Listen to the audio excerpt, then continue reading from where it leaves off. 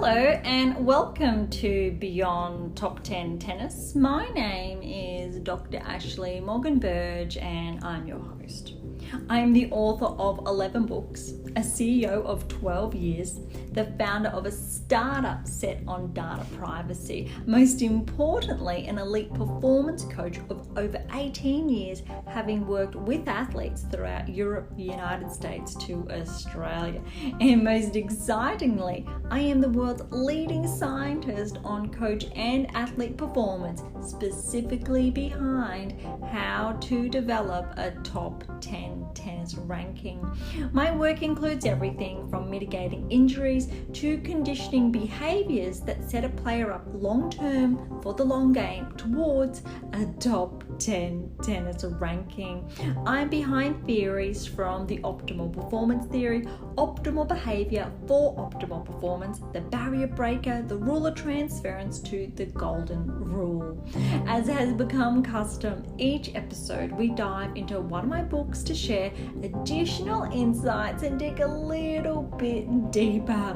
We've been focusing on the secrets to optimal coaching success with over 50 episodes to date. Today's topic plays its own role, like so many other episodes, in developing the player, parent to coach, and for that road ahead towards a top 10 tennis ranking. So as always, buckle in and enjoy the ride.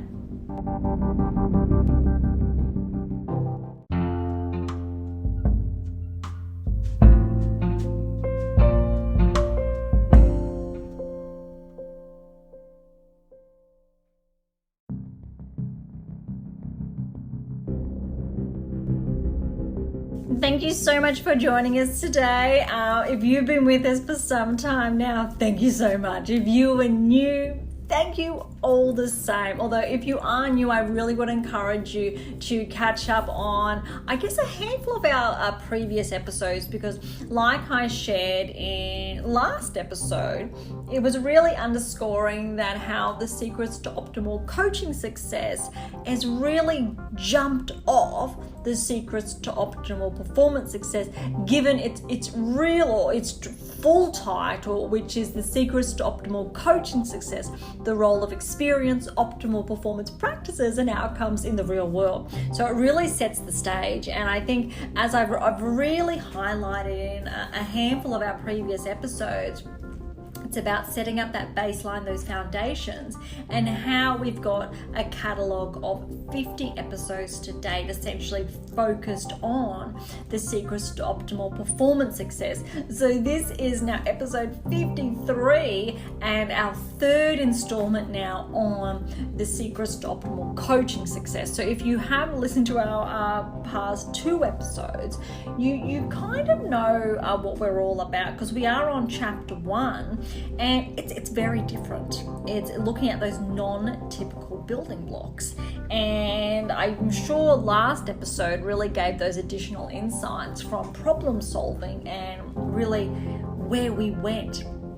And I wanted to pick up from, I think, almost where we left off, which was around those who ascend into the top 10 and or those who win Grand Slam championships and then regress. So there have been quite a number of players, essentially in the last 10 years or more, that this has really happened to. So recall again from our previous episode how I highlighted that the work involved in where we're at is 11 years of data, of research, of scientific rigor. It is incredible, with over 150,000 inferences that keeps growing. And this has also been a culmination of 8 years of writing, so of written work, of those publications, 11 texts released to date.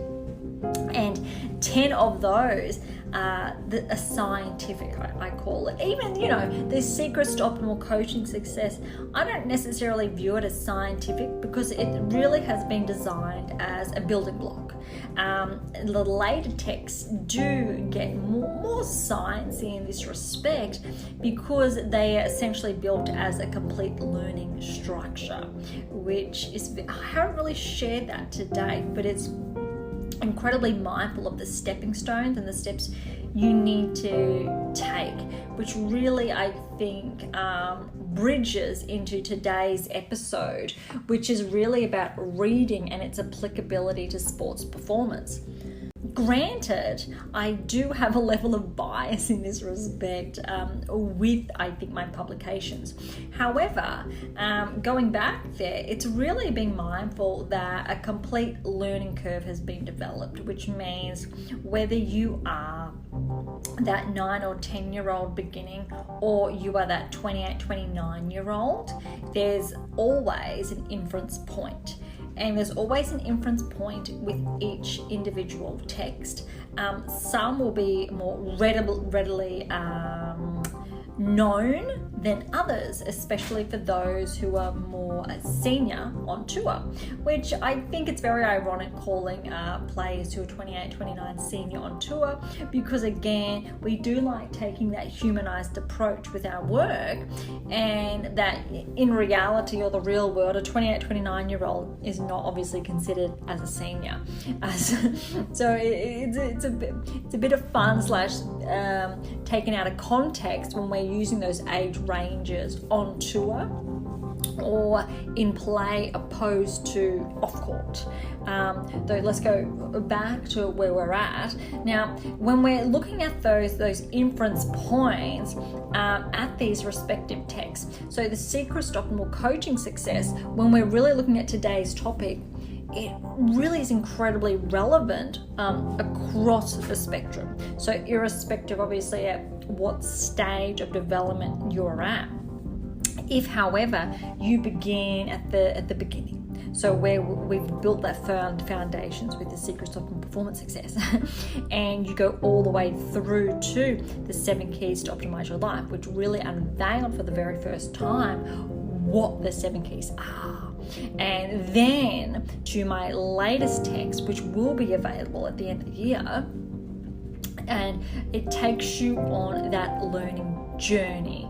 So it begins very, I think, rudimentary in some respects. So where I think we've started this podcast, and where Beyond Top 10 Tennis, I think, has really solidified its roots.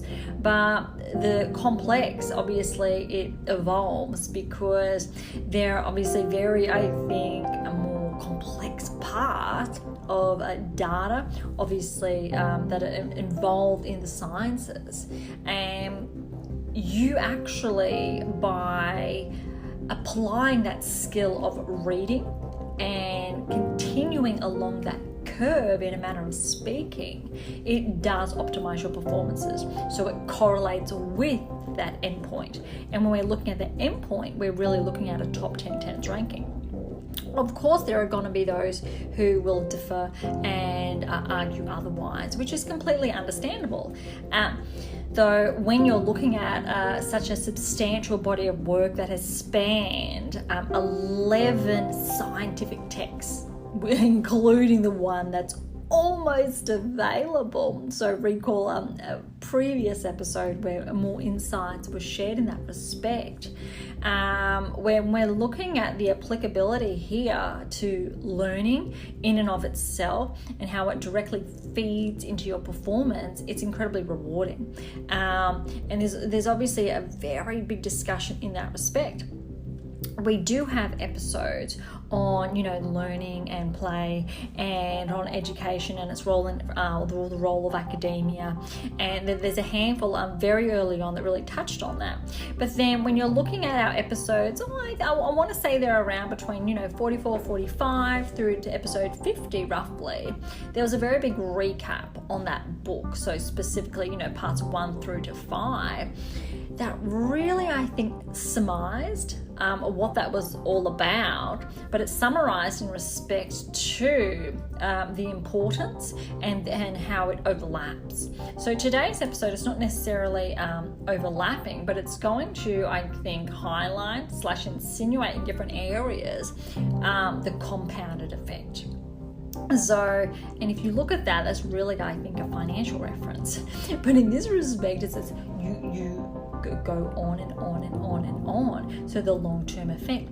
So if you have been over to AIMA International, then you will be familiar with the long game. If you are not, I'll encourage you to go there. It's one of the top tabs, so it's very easy to see. The long game, however, it highlights the specific increments of performance over that 10-year pathway. So it's directly extracted from I'm Your Tennis Coach and Guru, which recall is also, that 10-year pathway, and that's 20 years of play as well, which we have previously touched on. So essentially that's your first 10 years of play where you are developing through those peak performance cycles.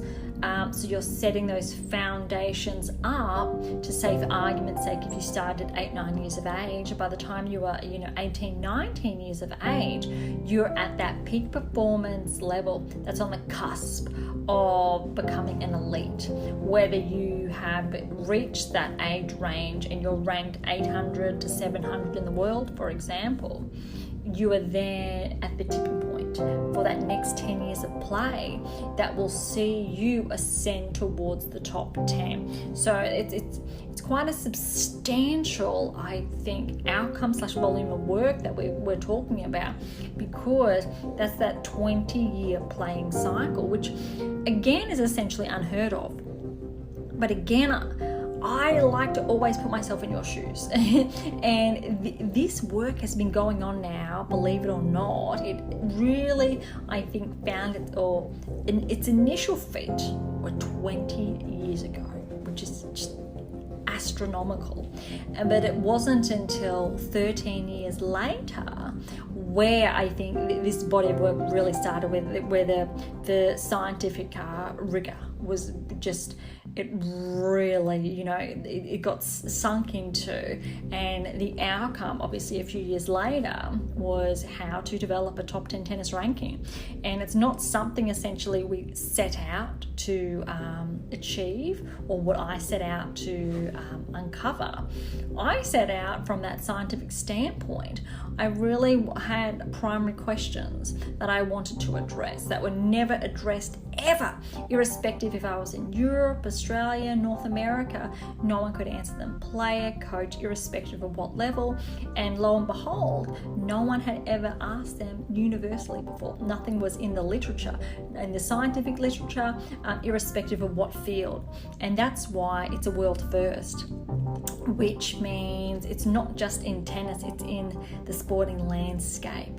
And fortunately, the scientific outcomes actually correlated with, if you do this, you will achieve a top 10 tennis ranking, which means my task over the last 8 years then, opposed to just leaving it there, the outcome just there, I wanted to figure out, so recall our previous episode on problem solving, how can I get then, and using this data to get that player towards that end goal. We know how to get there now, so let's look at those foundations to the developmental player, or let's look at that top 30 player and get them into the top 10, which our data actually underpinned and identified.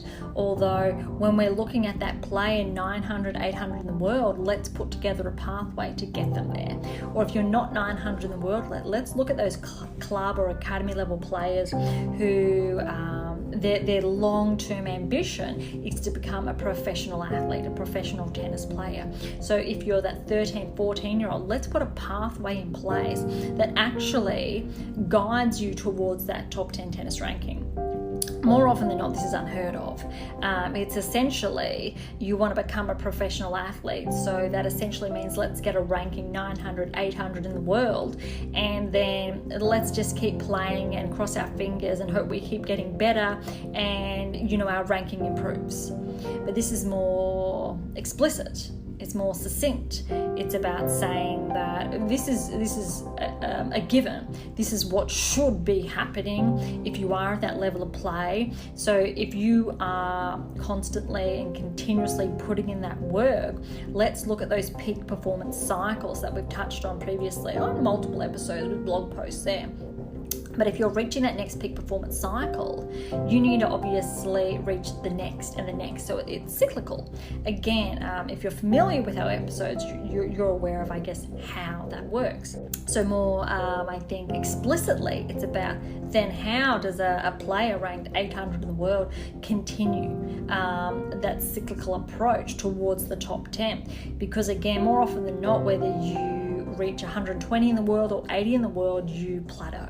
A lot of players just stay. They stay at their ranking range, and there's like a hurdle, an invisible hurdle that they just cannot push through. They cannot break into. Whether that's breaking into the top 100 and it's finding the how behind that, or it's breaking into the top 50, finding the how. And then obviously it's incremental with those ranking ranges on how do you get to that next peak performance level to cross the next threshold until you cross the threshold into the top 10. So recall then the work on the barrier breaker. You want to become a barrier breaker because essentially the top 10 is the barrier.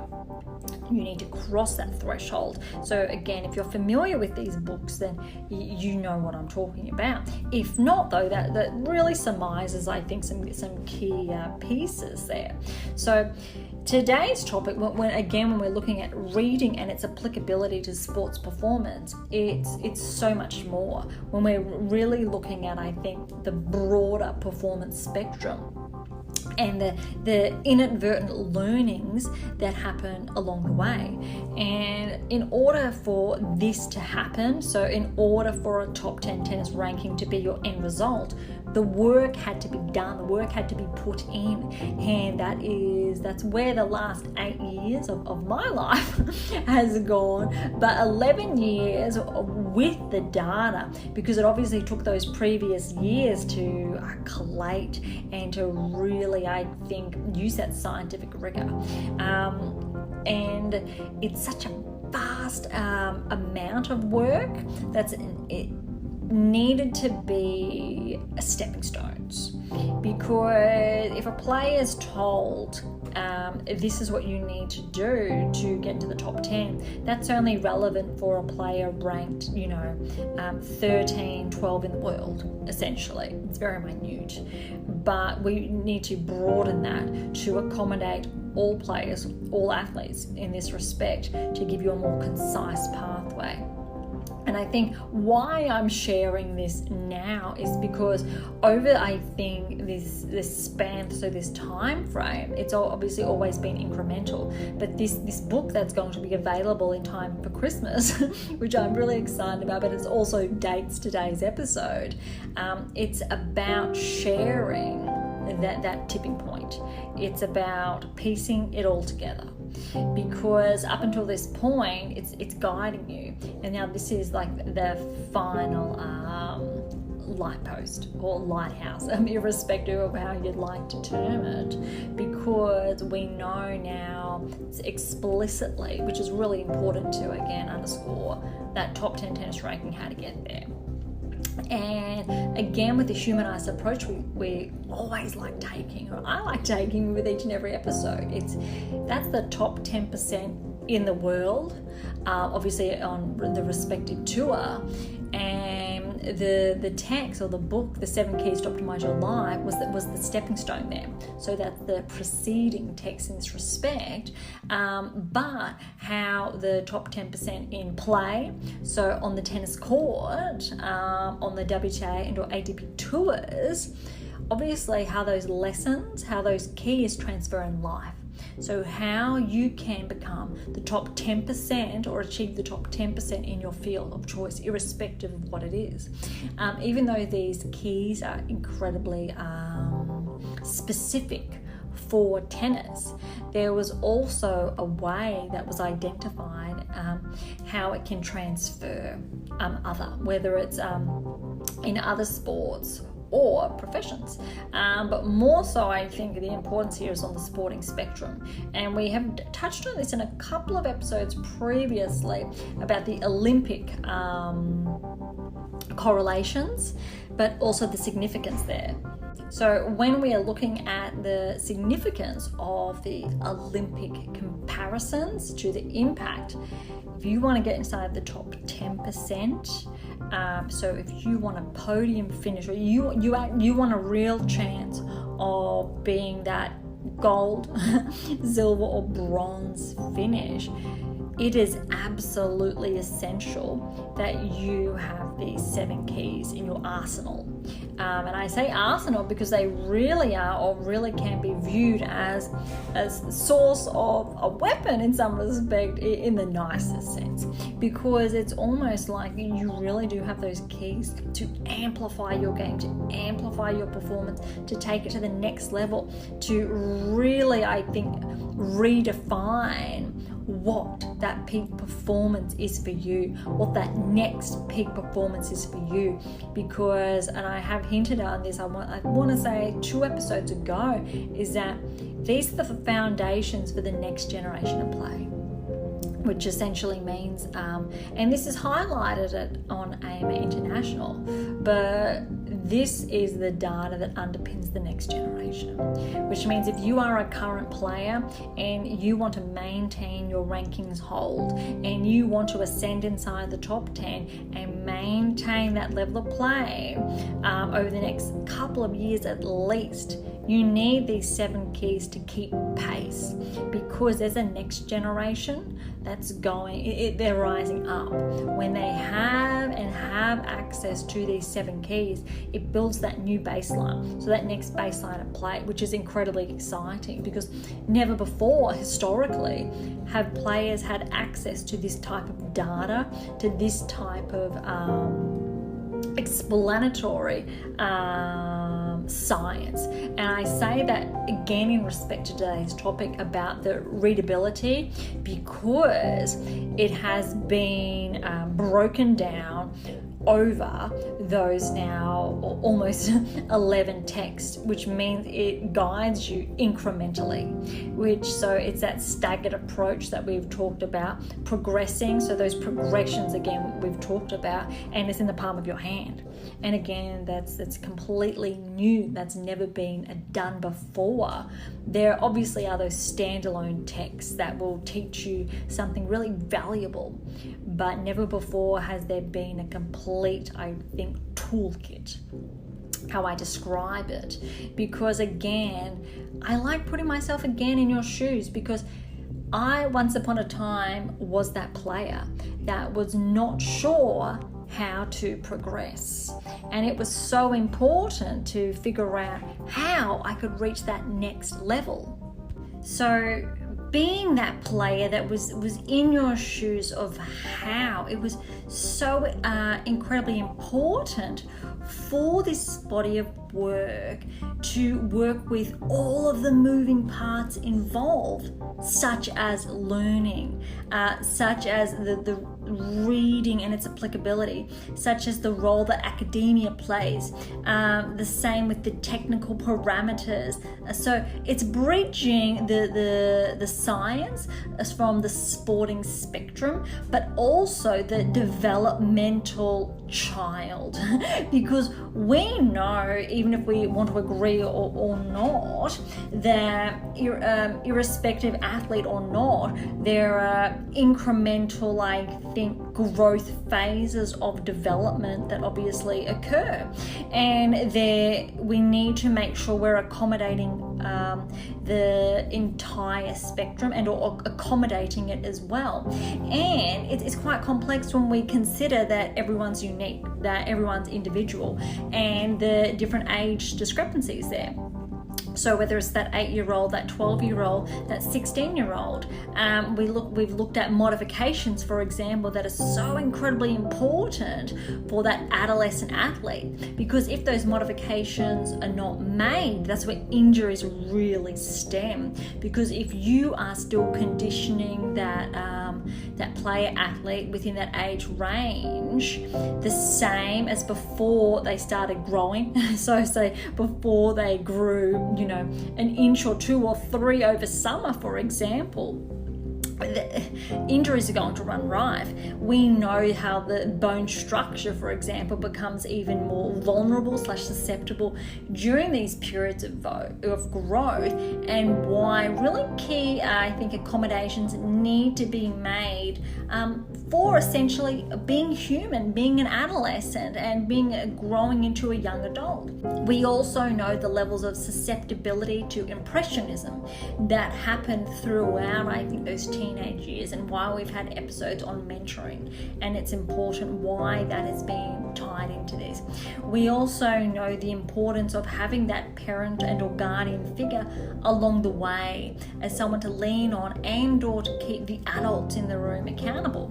We know about, obviously, the power tussle that we've touched on, and I think it's a really fun topic because it's about saying that typically adults have a lot of the power, and the child in the room or the younger person typically listens and does not question the adult.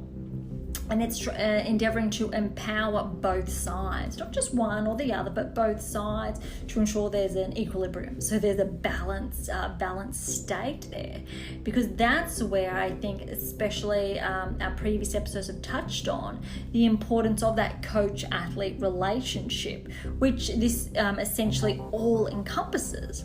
But again, this body of work really takes you from stage 1, if we say that the initial foundations, through to, if you want to say stage 10, a top 10 tenth ranking, or the year 1 to year 10, and then on repeat. So again, because year 1, then the second 10 years of play is going to typically look like those first two, 3 seasons on tour before you begin to ascend. And then there's a really big discussion there about longevity at the top. So we know why, I think, if we circle back to the beginning of today's episode, why we've got so many players now inside the top 10 that don't stay. Once upon a time, there was only a minor fluctuation. Now we have actually even more. It's more pronounced, this level of fluctuation. Sure, we've obviously got the rankings and how they work to thank for that in some part, but what we really have is that level of maintenance, so that level of performance that's being upheld throughout a season. And we do not have all players inside this top echelon of play. So recall that description from the What Is Your Game Missing series. And for a player to be able to maintain that level, that means they have that peak performance level that they need to rise to, and then rise to the next. And what that talks about is that if you have top 10 players who are all doing the same thing, they keep one another accountable. However, if you only have some doing the same thing, and in respect to same, I mean reaching that next peak performance, that next peak performance cycle, underscoring the next generation of play, keeping ahead of the pack, we term it, then they're going to stay, and they do. Or they go on to win their maiden championship, or 1 or 2 or 3 more. And so the likes, we know that Rybakina has done that. We know Sabalenka and Golf most recently has done that, and Swiatek. We know that they're staying, and they're staying power in that respect. We knew at the time when Barty and Osaka were both on tour, Osaka's obviously on her way back, that level of longevity was there, that level of maintenance was there, those peak performance cycles were there. However, we also know a number of other players do not have that, specifically inside the top 10. Obviously, for argument's sake, we've got players such as Tsitsipas, who has reached a Grand Slam final, but is yet to obviously win. Alcaraz, however, has come through.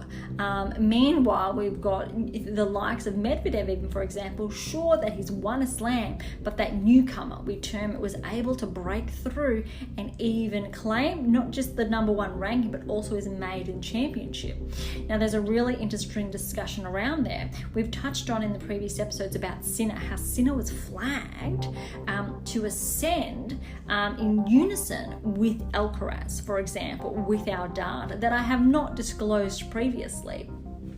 Alcaraz, however, he, in a manner of speaking, ascended much sooner. However, again, in the last season specifically, Sinner really has ascended, and now he is obviously where he was, again, predicted with our predictive analytics to be. So it is of no surprise. And when we're looking at specific markers, we know what's to come, but I'm going to hold off on sharing that because I want to make sure our data is always used for good, for key reasons to underscore, not to predict specific outcomes in the future, because I'm sure you can understand the misleading implications to connotations and or how it can be taken advantage of in not ethical context. So my work is very mindful of that, to make sure it is very explicit for you to follow that pathway, even though it has really exciting, interesting, I think, implications to applications across the sporting spectrum. All right, with that introduction, it was quite extensive when we're really looking at, I think, what underpins today's topic about reading and its applicability to sports performance, because it really embodies what this work is all about. It encapsulates why it has taken 11 complete texts to share with you, and it obviously was a key decision. Now, we do have embedded in a lot of our work around that decision-making process, specifically I think the more scientific side and how it correlates with that top 10 ranking in the 7 keys to optimize your life. So none of this has been, I think, just because. It has actually been carefully planned and crafted, obviously over those 11 years and more explicitly the last 8 years in development, to make sure it hits its note, in a manner of speaking, to make sure it aligns with an athlete at this stage and then the next, and that it accommodates the complete cycle from the initial phase towards that peak performance stage to ascend inside the top 10. And ironically, who would have thought how, reading and its applicability to sports performance really is that neon sign behind it all. Okay, so if you want to follow along, we are on page 37. Regardless of the level of play a player-athlete presently reflects, taking time to read is an effective learning tool and ultimately source players-athletes can draw on. The genre of choice is not necessarily paramount to begin, but the more experienced a reader that a player-athlete becomes, the more in-depth the book may become with increased levels of readability required. This is really interesting because it really talks about what I just touched on about the secrets to optimal series, so performance and coaching success, for example, and there's well-being in there as well. It makes sure you are building that baseline. It makes sure you're building that foundation before the more complex comes into play. One of those books is The Science of Elite Performance. It is a substantial book. It is my biggest one of this body of work. It's absolutely substantial because it takes you on a specific learning journey whilst imparting specific literature. So when I say that, it means specific scientific information on using a specific learning pattern throughout. And it was quite complex / exciting to write, but incredibly challenging. So recall the previous episode on problem solving and reverting the language to a challenge. So it was, yes, an immense problem. I reframed that into a challenge to be able to deliver an outcome. Well, there was many outcomes to prepare then the reader for what's ahead. So prepare that coach, that athlete, that player, that parent, that guardian, irrespective who you are and or were within that triangular relationship, to prepare you for that pathway ahead, to prepare you for that long game ahead. And when we're more specifically looking at reading as a tool, it really does not matter what it is. Obviously, in this specific sense, we can talk about how these specific texts play a role to get you towards that top 10 tennis ranking. But right now, in this chapter, what we're looking at is how at very early stages, you can leverage this in a really good way. So you can use, whether you are that 12, 13, 14, 17, 18-year-old, irrespective of what age you are, how this tool, so your ability to read, irrespective of what you are reading, can help shape your performance and bring it to that next level. A simple learning tool, and one directly applicable to players, athletes, sporting progressions. Through reading, a student gathers and collects an assortment of information in the form of a story, fiction or non-fiction, and then processes this story into the context that they best interpret the events. This is incredibly important. So that last point on interpretation, because obviously this is embedded into one of the 7 keys. Because what a player understands from their parent might be completely different to what the parent intended. The same applies for the coach. The coach could say something to a player, and the player may interpret it incredibly different. And this is why it's so important to, one, have that triangular relationship, to make sure the language is on the same page. So again, recall our previous episode, really about the importance of language. Again, embedded in the 7 keys. And then when we're looking obviously at the ability to interpret, this is going to really vary from individual to individual. Child, player, athlete is really going to vary. Granted, a lot is going to be the same. However, there are those really big, I think, twisters, ones that you really do not see coming. However, it's all a part of the human condition, so it's okay. It is not something to be disappointed by or upset about. Each individual is different, so it's really, again, underpins that coach-athlete relationship, and putting in the time to understand your athlete, putting in the time to understand how they interpret your message for the coach, but for the player athlete also to look at how you interpret your coach and being able to talk with them about that. And this can be very challenging for some, not so much for others, because we also need to remember that we have introverts and extroverts, and there may be coaches out there who are typically extroverts, just maybe. Now we both know that's, or we all know that's incorrect. There's an even division there. So the same could be, for argument's sake, as a player who is an introvert.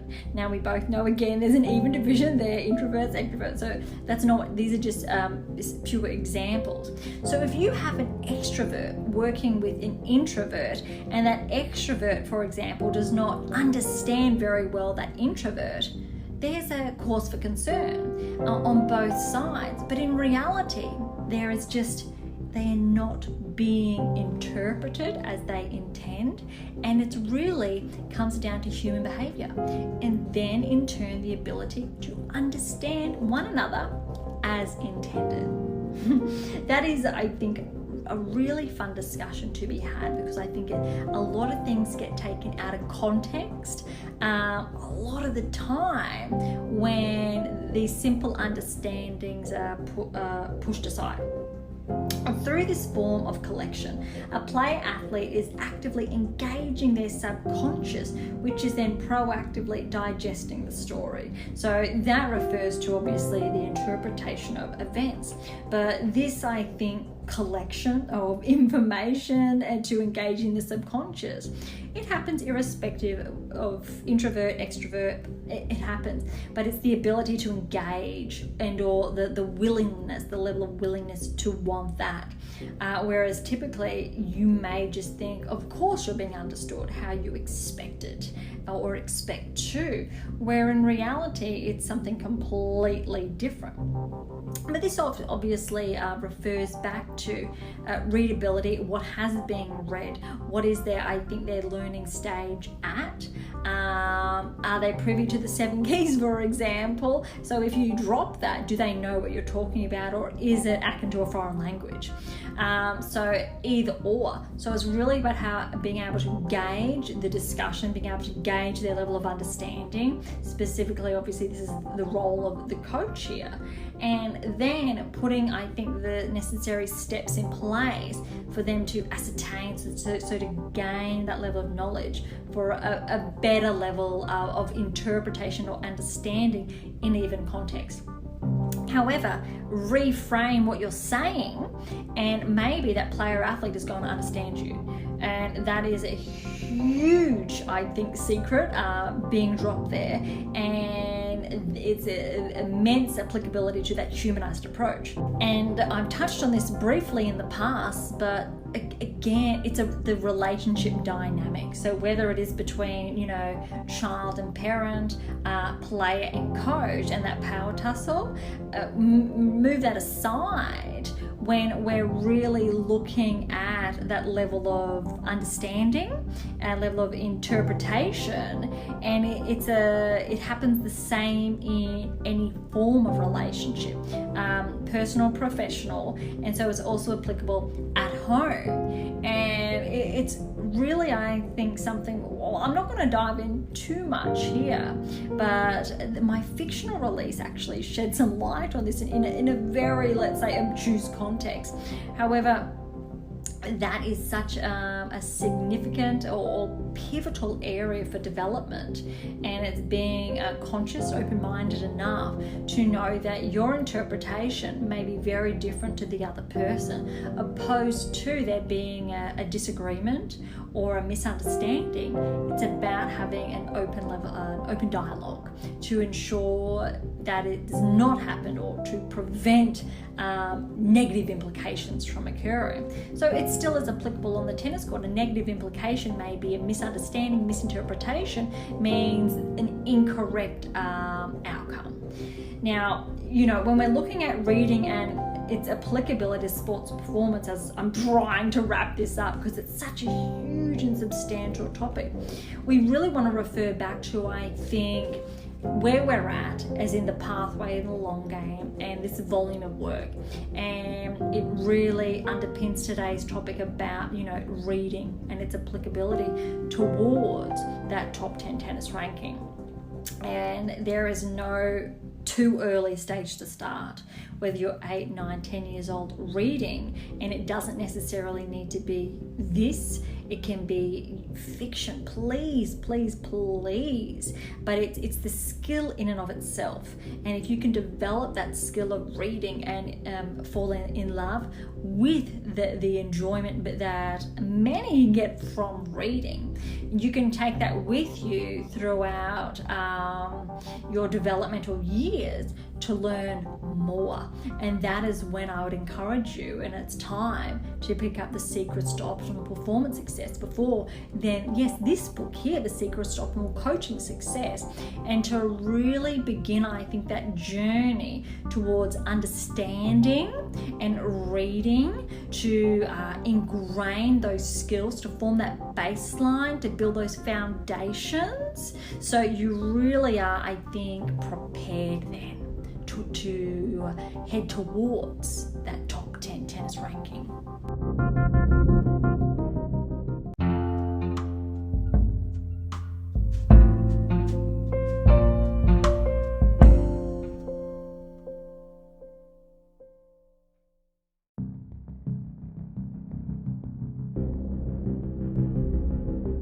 And thank you so much for listening. I feel like we ended a bit abruptly, but I think today's episode really endeavored to come full circle from that baseline, the foundation, the extensive body of work to the almost 11 books to date, and how it really was so applicable with today's topic being, reading and its applicability to sports performance. It's absolutely profound in the best possible way when we're looking at ascending towards that top 10 tennis ranking, irrespective if you are at, within that developmental age range, or you are, that 21, 22-year-old, irrespective.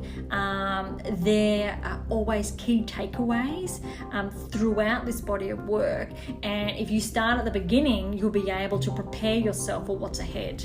And it's done that by design, and it's really exciting in that respect. Look, to grab a copy of The Secrets to Optimal Coaching Success, head on over to AIM8 International. That is am8international.com.